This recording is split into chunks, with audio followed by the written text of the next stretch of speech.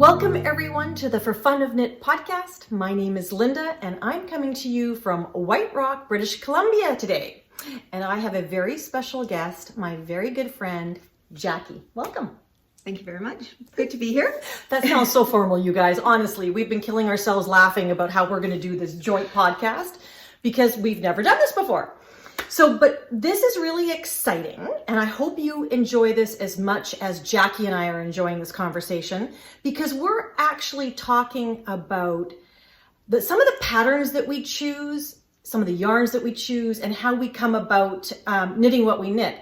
And Jacquie and I started this conversation because we tend to like the same patterns, but we have a totally different approach to our knitting and the colors that we choose. Now, for a little bit of background, Jacquie is an accredited, fully authentic artist. Woohoo! I love it the way you say that. So what is your medium for art? It would fall under the category of mixed media. But I enjoy playing with all sorts of different ephemera. I create 2D fine art. And so whatever catches my eye, but it always tends to wind up with a floral theme. I, at one point, decided I wasn't going to paint flowers anymore because I didn't think that they were sophisticated enough. And but I can't get away from it. I think we all have something in our soul that needs to be expressed. And for me, it's flowers. It's flowers. And I have seen Jacquie's art, and her house is full of it, but there are galleries with her art as well, and it's stunning. And maybe we'll have an opportunity at some point, or maybe at a later date, we'll be able to show some of your art, because this isn't about art. It is actually about art, because to me, knitting and how we create, even if we're not designing the patterns, we're knitting them, and there is art in that, Absolutely. in my view. Oh, most definitely. So one of the things that we thought would be fun to talk about is some of the knits that we've done in common. Mm-hmm. And Jacquie, as part of your introduction, this is really all about Jacquie, not about me. How did you start knitting? Tell us about where you started in fiber arts. I guess I started like so many girls of a certain age. There was a knitting club in my elementary school in grade 6. And that's where I actually put 2 needles together. It was an after-school program. It lasted maybe 4 weeks. And then I didn't knit again until after high school. And I was traveling around Europe and needed something to do on the train. And so I found a yarn store called Annie Blatt. And I retaught myself how to knit, but in French. And so when I came home, I picked up a knitting book and I couldn't understand it. And back then, 40 some years ago, if you wanted to knit something, you had to go to a yarn store, and there were only a few around, or the yarn department in a department store. And you chose from those patterns, and you chose the yarn that was available there. And I found that very limiting. I also didn't know that that you could change a pattern. So I made a few things and I didn't like the way they looked. And so I kind of gave up. And then I was, during COVID, I was watching some YouTube videos and I saw these absolutely amazing new knitters who were taking patterns and deciding, I think I like the sleeve a little bit shorter. I'm going to change this here. And I was just blown away. I thought, you can do that? I thought you had to follow the rules. And then with the internet and buying yarn online, and where you could actually source out different patterns that suited you and yarns that were formerly not available to us, I pretty much stopped painting and started knitting. So the research into knitting for you was only since COVID? Only since COVID. Why did I think you had been knitting for like a decade before that? I'm a really good imposter. And she's a really good knitter. Wow, I did not realize that was just during COVID. I wanted you to like me. I like you anyway. Even if you started yesterday, it's all good. Wow, I learned something new. You've probably told me that, but of the many conversations we've had, that flew by me. Wow, that's not very long. Not very long at all, no. And I do have a little jumpsuit that I made for my first daughter that, and she's,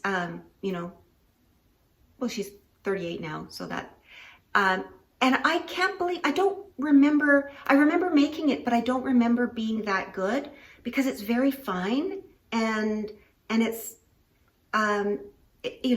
it's a little romper. It's a onesie and it has a button band. I don't remember being that good. Wow. And then I thought, when I saw it, I thought, if I was that good, why didn't I continue knitting? And I think like so many other podcasters that I've seen who are either my age, who've had kids who've stopped knitting, didn't knit while the kids were growing up, or I've seen podcasters who have gotten pregnant and now their output is a lot less. And I think, okay, that's why. Life happens, and that's a big commitment, children. Yep. It's a pretty good excuse to stop. I'm full of excuses. we can have excuses and we procrastinate. We have that in common. It's a great thing. Yep. Okay. So one of the things that you said was during COVID, you became familiar with buying yarns online. And I think, oh yeah. And I think we've had this discussion before because COVID really changed the way knitters buy yarn and our comfort level with buying online. It used to be we'd go to, and I'm saying this, I've only been knitting since 19 really.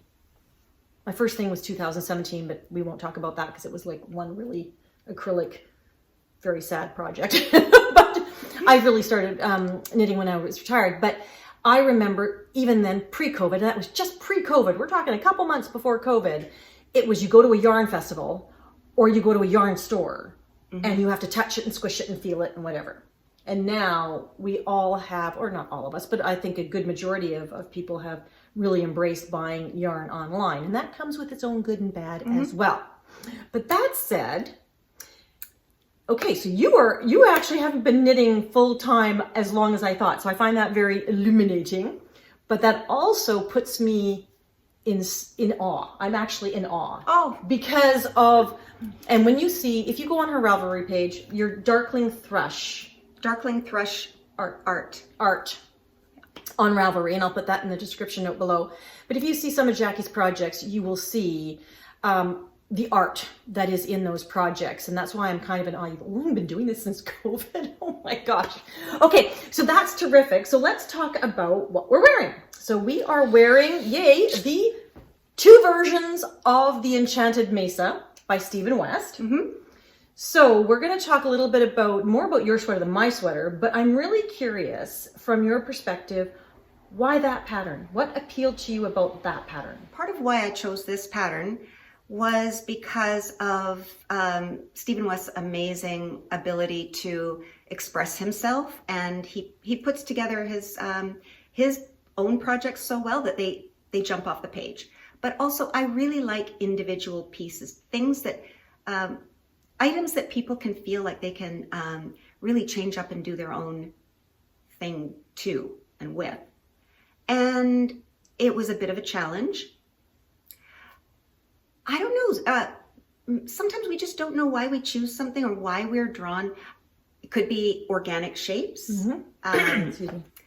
I think there are a lot of reasons why I liked it. But there are a lot of patterns in my queue that I really like. But then when we meet and we're knitting and I hear that you like a pattern, then there's a little bit of inspiration there to, oh yeah, I love that one too. I want to see what you do. I want to do it. I want to get it done too. And so I think you gave me a little bit of a push to get it done. So yes, we do inspire each other, and our whole group is like that on Mondays.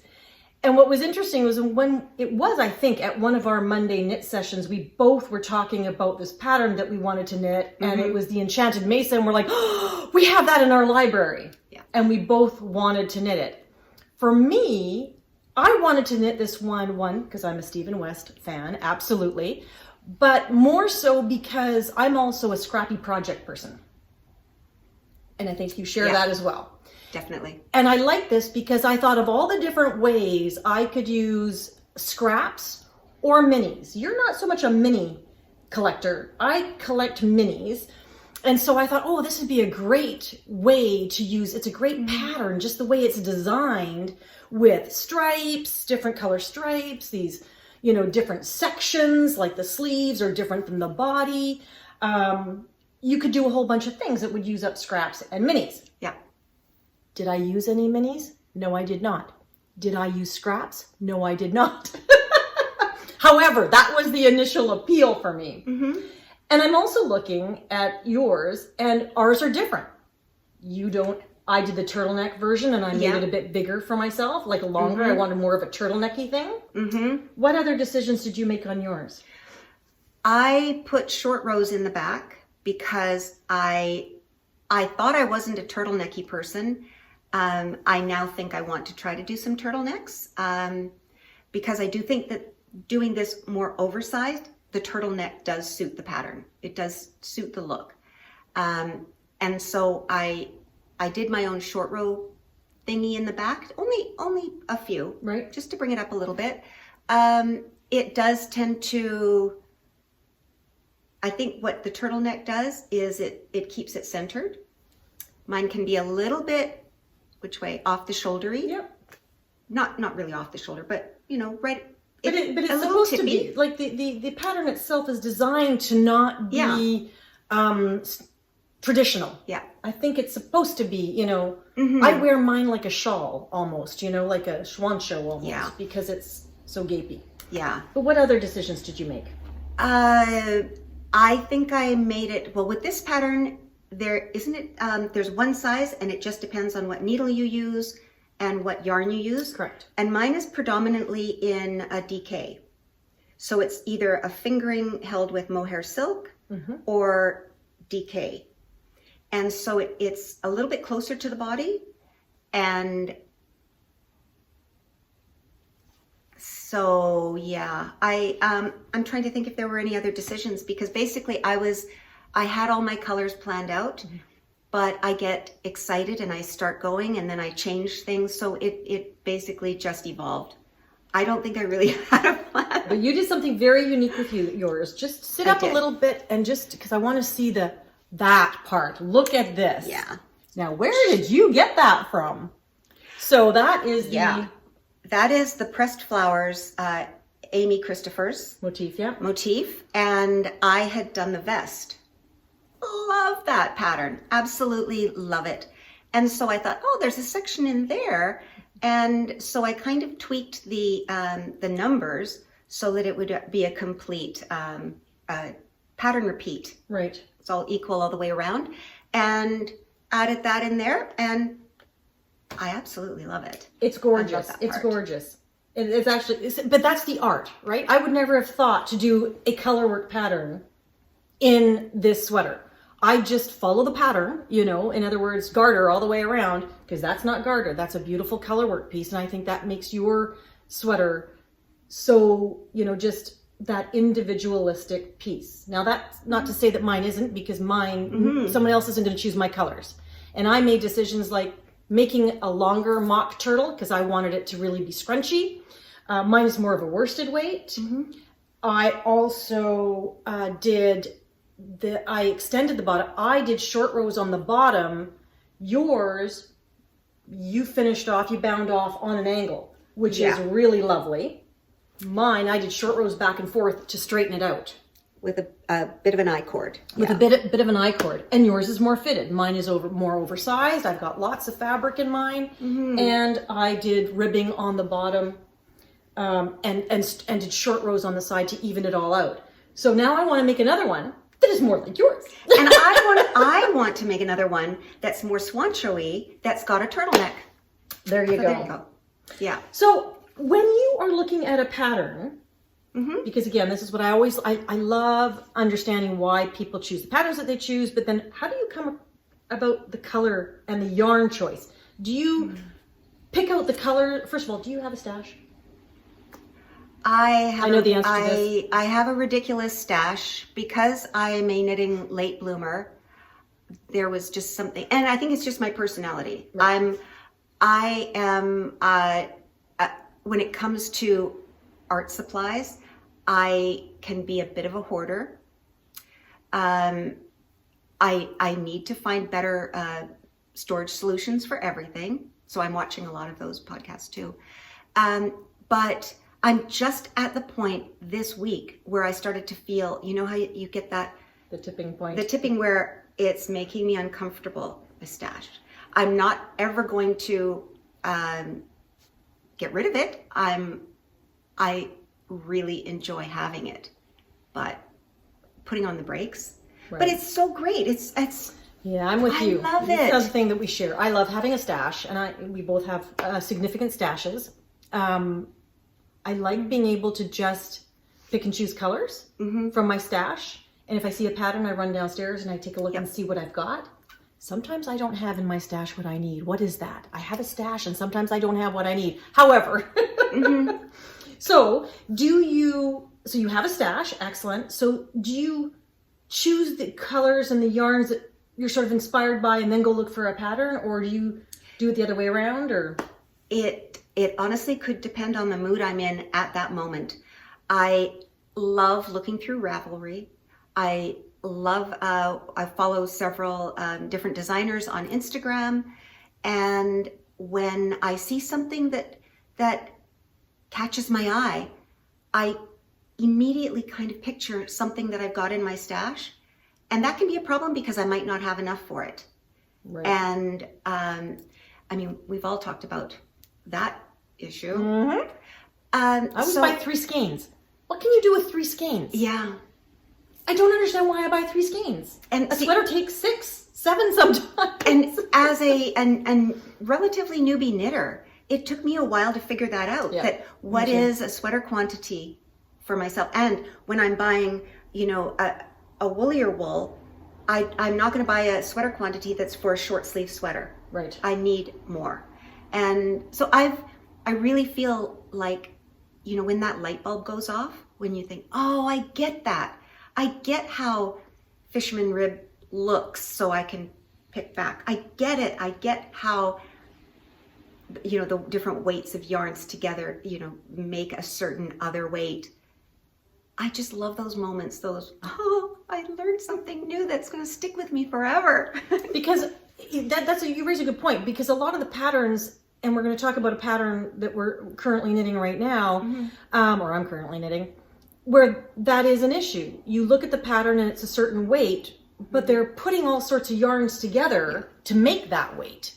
And so that in and of itself is it's a process, but it's also a skill to be able to do that. And to be able to go to your stash or even to a yarn store and be able to put these things together to come up with what it is you want to knit with.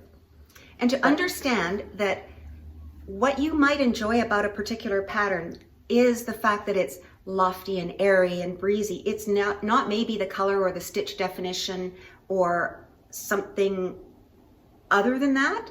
And if you don't get the yarn that's called for in the pattern, you could be knitting something and spending hours, weeks on something that isn't what you wanted.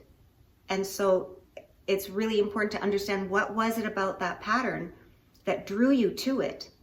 And sometimes it's the color. Then get that color. Get that color, exactly. And don't say, oh, I love that color. It looks so great on her. I'll get something else because I am a different hair color. No, just get the color. Just get the color. Just get the you color. Heard it from an artist. Just get the color. So do you often knit a pattern with the recommended yarn? Probably never. You heard it here first, folks. Probably never. I have to say the same. I don't think I've ever bought a yarn because that's what they used in the pattern. So, question, do you use the yarn called for in a pattern, or do you choose whatever it is you like? That's the question. That's a good question. Because that comes with great rewards, but also a lot of pitfalls. Yep. Because to your point, what was it about that pattern that appealed to you? If it's the drape, or the lightness and the loftiness. If you choose a yarn that is manufactured or spun in a different way, it will have a different weight, a different density, a different drape. Mm-hmm. And that has worked for me, and that's also worked against me in some of my patterns. So when I look at some of the things I don't like to wear, it's because I chose the wrong yarn. Absolutely. For the pattern. Mm-hmm. So that's kind of cool. But anyway, this one, for example, is a good example for me where I am learning that I'm knitting everything too short. I am knitting... Interesting. All my sleeves too short. Mm-hmm. So this sweater, I just noticed, and because what I'm finding is when I block it initially, it's fine. Mm-hmm. And then 2 months later, it's 2 or 3 inches shorter. So while superwash yarn does stretch, be careful, it also pulls back in my experience now. Yeah. So I'm trying to knit a little less with superwash yarn, but a lot of my sweaters, certainly my earlier knits, are all superwash. And so I'm finding, look at this. So my sleeves, can you see that? They're bracelet length. And this certainly wasn't bracelet length when you finished it. When I finished it, no, the whole thing. Yeah. So I laugh at myself. I love this. I'm not going to change it, but I do laugh at myself. It's like, okay, note to self, Linda, you need to knit your sleeves 4 inches longer. Because I'm looking at yours. Yours are beautifully long. And I'm like, wait a second, why are mine so short? But even this, I remember when I finished it, I like it to kind of come to my thumb. And it's pulled back. It's pulled back. Yeah. Interesting. So but this is not the only sweater. I've tried on a couple that I've knit since beginning of 2024, and I've been wearing them, and I'm like, why are they bracelet length? I don't knit them to be bracelet length. It's my least favorite length. I like my winter sweaters all to be mid-hand. I'm failing miserably in my attempt to get the perfect fit for my sweater, but I laughed at that. But anyway, this is the Enchanted Mesa. Anything else you want to say about the Enchanted Mesa? Other than everybody should own one, and everybody should wear one, and it's a sloppy kind of a... I think it's a perfect sweater to take a lot of what you've either learned through your knitting adventures or things that you want to try out and play with your stash and or try out. I added I-cord at the end of my sleeves because I fell in love with I-cord. All of these things that I never thought I would be able to. There was just a block. I just thought, that's just too professional for me. And I realized, oh my goodness, it's correct. It is just knitting. It's knit stitches. All of these things that it's not surgery. It's not surgery. And so, yeah, it was. But that is also, the individual artistic bent. See me, I'm a pattern follower. I'm a pattern follower. You are more of an experimenter. And you do a lot of meshing, mixing and matching and textures and processes. And me, I follow the pattern. Well, I think it depends on what the pattern is, because I've done a couple of Caitlin Hunter's patterns. I don't want to mess with those. I love everything about what she puts together, and I want exactly what she's created. Even, I don't add extra stitches. I follow her to a T. We love Caitlin Hunter. We do. Yeah. We do. Excellent. Okay. So we're going to switch tacks now, and let's talk about, I want you to talk about your finished object, which would be the red one. And then I'll talk about my whip. The next pattern that the two of us both had in our libraries that we wanted to knit is the Erin sweater by Irene Lynn, and I'm going to put a picture over my face. We were just talking about choosing the right yarn for a pattern, or a very, an appropriate yarn for a pattern. And this pattern to me was an aha moment for me when it came to choosing yarn.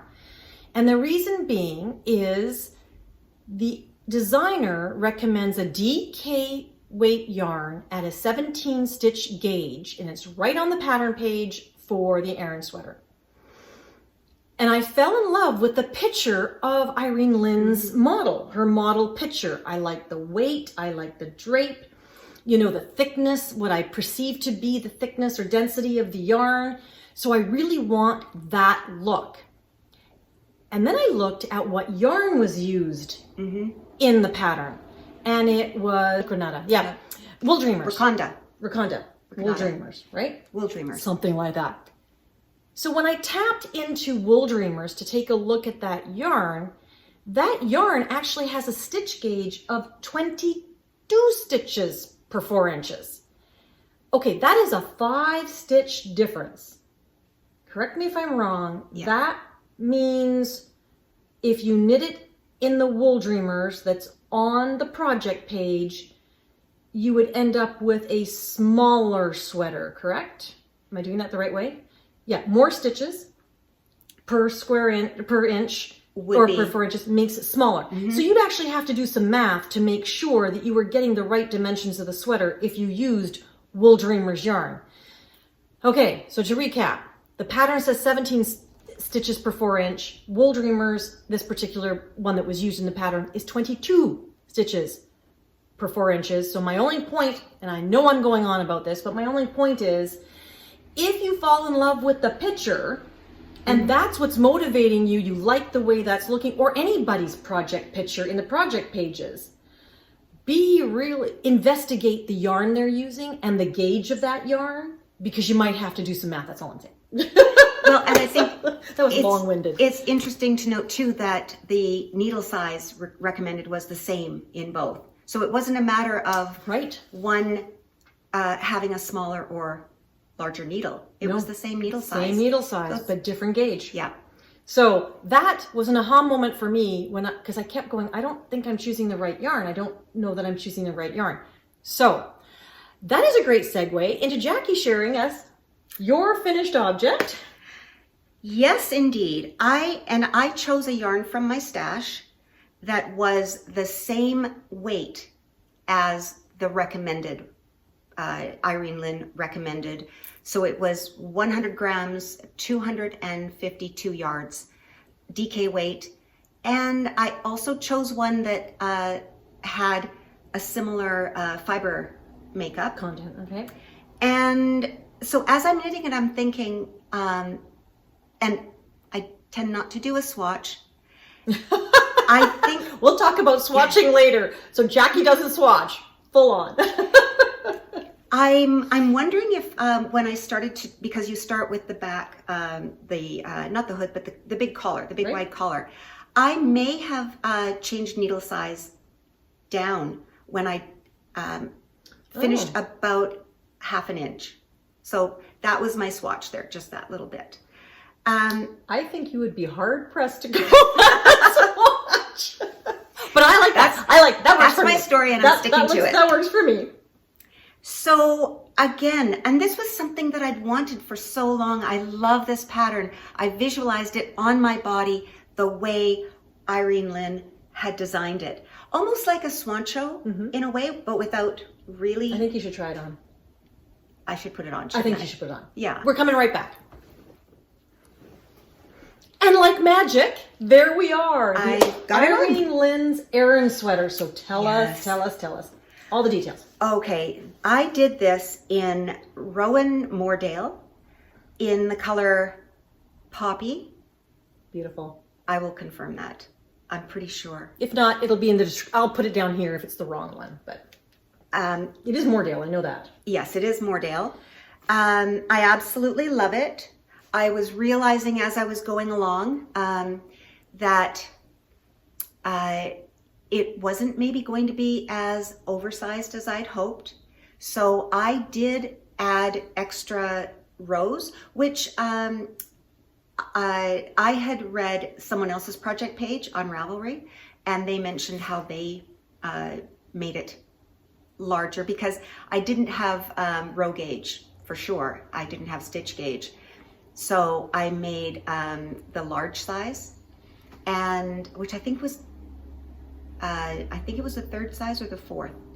And I just added quite a few extra rows in this section here. And then I also added a little bit of extra of the ribbing, the 2nd set of ribbing. And it's the 3rd size, sorry. It's the 3rd size? Yes, 3rd size. And I'm really happy with it. It's stunning. I absolutely love it. I did do quite a few extra repeats to get the length that I wanted. It's a very lovely repetitive pattern. After you finish one section, you've pretty much got it memorized. There are quite a few little ribbing areas where I forgot which way I was going. Right. You can't tell. No. No, it's a beautiful texture. Yeah, show it up close. Yeah. Oh, that's beautiful. Yeah, she's a genius. We love everything she does. So what is the makeup of that yarn? Because it's discontinued, is it not? It's discontinued. Discontinued. And it's got alpaca in it. It's got some alpaca in it. I'm wondering if I'll put it down there. If we'll put it down. It's just because, again, when it comes to choosing the right density, the loft, the weightiness, the drape, it's got a beautiful drape, and that is very similar to the picture. When I'm looking at the definition of the pattern and the way it hangs, to me that's very similar to the picture. Yeah, I think because of the natural halo in the yarn, I do think that I tend to knit things maybe a little too, I wouldn't say tight because I'm not a tight knitter, but I tend to want to go down a needle size for things and fall into that trap of not wanting too much light to show through. And I'm going to start knitting things the way the pattern is intended. What, you don't conform? I think you don't do what the designer says to do. You do your own thing. It's about being an artist. Yeah. But I do like that, and I love the drape of it. I fell absolutely in love, and of course, we started it at the same time. I'm just letting you know, we started the sweater at the same time, and this is how far I am. I absolutely love this color too. But this is 100% wool, and I am using two different wools from Wool Maiden, which is a beautiful, I'm going to say a boutique yarn producer. She has her own sheet, Delilah, Stella, Lammy Pie. Oh, love it. So Julie from Wool Maiden, and this one of them is Stella Blue, which is 100% Gotland, and these are DK 3-ply, and the other one that I'm using is Stella. So this is Stella Blue, 100% Gotland. This is Stella, which is a combination of Gotland, Shetland, and BFL. And it's milled at a local mill, and anyway, and spun for her. Absolutely lovely yarn, I have to say. I didn't, again, not knowing what I was doing in my early days of sweater buying, I bought what I thought was enough for a sweater, and neither of them did I have enough for a sweater. So I'm putting them both together, and they're not exactly the same color. One is a slightly darker gray base than the other. They're both natural. So I'm going to just helical knit, or if that doesn't work in the pattern, because it is a patterned, I might alternate patterns and almost have a very soft stripe. Oh, I think that would be so lovely. In between that. So yeah, just so I can manage it. But this is beautiful. It also has its own halo, except with my hair is not a halo, but it has a very nice halo. It's very rustic, but not too bad. This will not be, I can't even wear merino next to skin. I always have to wear a t-shirt. But this is, I'm just loving it. I've had this in my stash. I'm thinking it's going to have the right drape. I am knitting it as as stated in the pattern, but I know you're all seated, but I did a swatch. This is not Linda, but Linda did a swatch. Wow. And it told me nothing. I'm just letting you know, it told me nothing. When I knitted it, see, you can't see this, but you can almost see through the fabric. Yeah. Because of the gauge. So this is with the 5mm needle. I like the fabric that it created. See that? I like the fabric that it created. But this yarn, interestingly enough, I don't think is going to show the pattern as well as yours does. Because I find it shows ribbing very nicely. But on my little swatch, I have got a little bit of ribbing here and it doesn't really show. It's almost like this yarn is not round. it is Right. flatter somehow. And so I don't think it's going to show the detail of that. It's going to be interesting. Maybe I'm wrong, but I am curious. So my swatch didn't really help me other than tell me that at 5 millimeters, it's quite, I can see through it. I'm not changing it. I'm going to knit it with that because I got the right stitch gauge. I got the 17 stitches per 4 inches. On the blocked gauge. On the 5 millimeter block. Oh, good. I got gauge. But we will see if this actually, Yeah. because what I'm finding is I do a swatch and my swatch will say one thing. And when I knit the entire sweater, it's totally different. So we shall see. We shall see. Jury's out. But I'm just about to finish the last couple of rows of the collar. And then you join it somehow. There's a few more rows. And then you join it in the round. And you get this beautiful sailor sort of V-neck shawl collar look. Oh, I love it. I love it. Beautiful. I should mention I haven't blocked this. I've only steamed it because I like the fit. But I do want to block it. I do want to see how much more it would grow, and I think it'll be a little softer too. Is it superwash? No. Nope. Then technically it shouldn't stretch too much, one would argue. That's what we're being told anyway. You know, it's part of the joy. The mystery. Okay. Yeah, surprise. So I don't want to wash my sweater because I don't want it to change. It's like, okay, well, that's a good point. Oh, it is lovely. I do remember also, I only had a couple of little balls left and I wanted to use it all up. I don't have enough for a hat or anything. And I made my sleeves quite long. I've worn this about 4 times. And look at how I know, they're right at your wrist. They're right at my wrist. And they were long. See?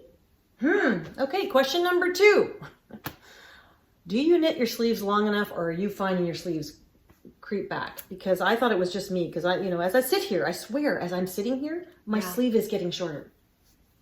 Okay, I'm going to actually undo these. I've got extra yarn left. I'm going to undo my cuffs and I'm going to knit my sleeves longer because this is now driving me nuts. I want it to be longer. But anyway, aside. Good idea. Aside. Beautiful sweater. Thank you so much. I can't wait for mine to look like that one. Okay. Why don't we move on to, I did not bring with me any works in progress other than that one, or that's my only work in progress. Do you have a work in progress that you would like to share? I have a work in progress to share with you. I would love to. I'm so excited about it. I am doing... Oh, I'm already envious. I am doing the Grandpa Cardigan that's on the Hobbii website. It's a free pattern.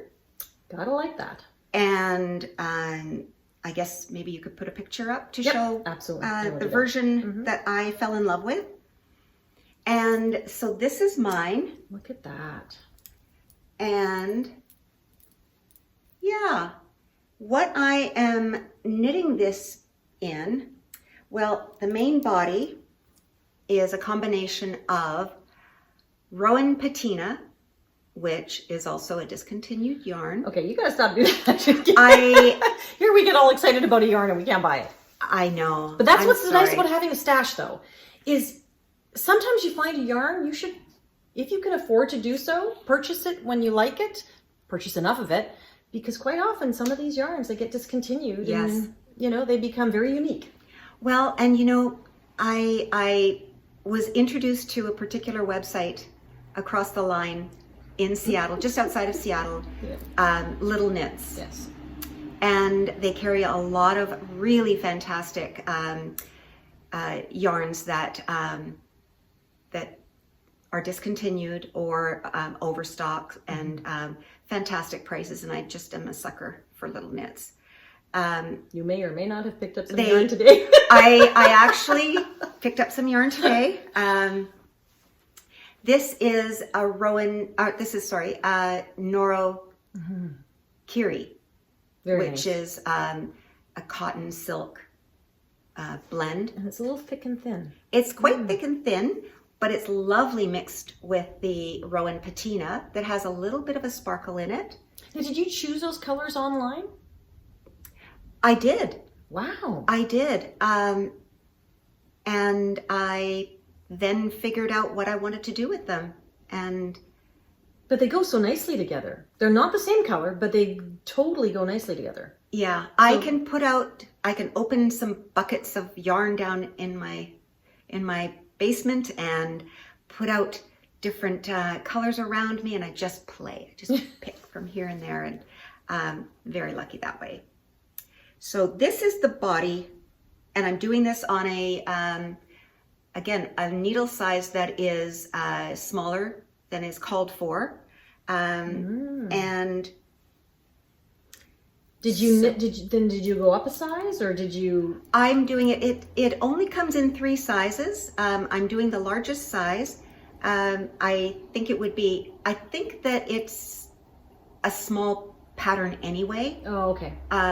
Because I'm finding that this isn't as necessarily as oversized as I thought it would be, but it's, I think I've also added quite a few rows to it. I think there are 17 versions on Ravelry, and they're all different. And so you can get some good inspiration from Ravelry and see what other people have done. And true. The bits and pieces at the bottom are from Stash. The pink is a combination of a Barocco mochi held with Lamb and Kids. What was that? That was Spin Cycle? No, it was their own Lamb and Kids pink fluffy thing that we got when we went to Flock, and I made a hat out of it. Is it Surrey alpaca? Yeah. Okay, it's a fluffy Surrey alpaca. Yeah. Absolutely love it. And then the black it's just, I needed so very little of it. It's a combination of 3 different darks. Pinky Swear. Wasn't it Pinky Swear? Swear? I think it was Pinky Swear. I think it's called Pinky Swear because I remember thinking that it was the same name as a Hedgehog Fibers yarn. Oh, it's yeah. Pinky Swear. Yeah. And so, I mean, Teamwork. this is Teamwork. There you go. 2 brains. Yeah. And what was the black one? The black is 3 different blacks. I think one is some Croy sock.